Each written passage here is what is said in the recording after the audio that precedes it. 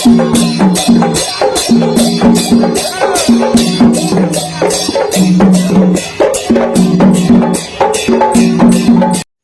কি ভাবছো যে ইন্ডিয়া বিশ্বকাপ জিতে গেছে? না ভাই, মমতা ব্যানার্জি লক্ষ্মী ভাণ্ডারের টাকা 500 টাকা বাড়িয়ে দিয়েছে।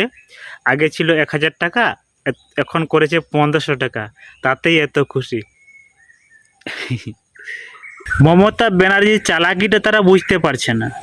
ছেলেদেরকে মাসে মাসে 1500 টাকা করে দেবে, এটা শুধু গুটখা খাওয়ার জন্য। এটা আমি নয়, তৃণমূল পার্টির একজন নেতা বলছে, আমাদেরকে দেখাবো।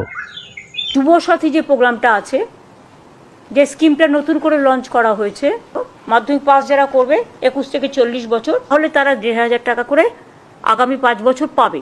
আশা করছি দিদি যে কল্পতরু ভাবে আমাদেরকে বিভিন্ন প্রকল্পের বিভিন্ন সুযোগ সুবিধাগুলো দিল, পাশাপাশি আমাদের যুব সমাজের ভোটটা একটু নেগেটিভ সাইডে ছিল, সেটাও কিন্তু আমাদের যুবসাথীর মাধ্যমে একটা বড় বার্তা দিদি দিয়ে দিলেন। সেটাকে ফসলটা কিন্তু আমাদের তুলতে হবে।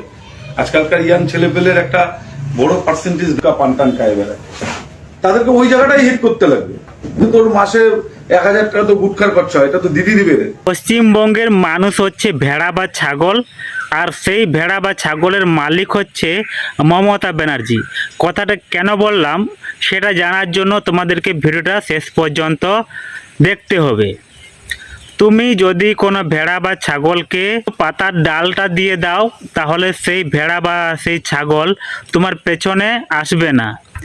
তুমি পাতার ডালটা ধরে রাখো, ঠিক সেই ভেড়া বা সেই ছাগল তোমার পেছনে পেছনে ছুটে আসবে। এই রকম হয়েছে পশ্চিমবঙ্গের মানুষের অবস্থা। মমতা ব্যানার্জি জানে যে মানুষকে যদি চাকরি দেওয়া হয়, তাহলে মানুষ আমার পিছনে বা আমার পার্টির পিছনে ছুটবে না। তাহলে যদি তাদেরকে আমি বেকার ভাতা দিই, তাহলে মানুষ আমার পার্টির পেছনে বা আমার পেছনে ছুটবে।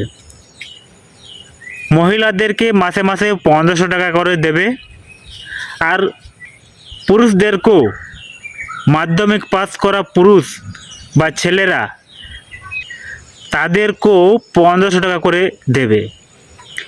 অনেকেই হয়তো ভাববে যে আমার বউ 1500 টাকা পাবে আর আমি পাবো 1500, 3000 টাকা হয়ে গেল, আর ফ্রিতে পাবো রেশন, দিব্যি সংসার চলে যাবে।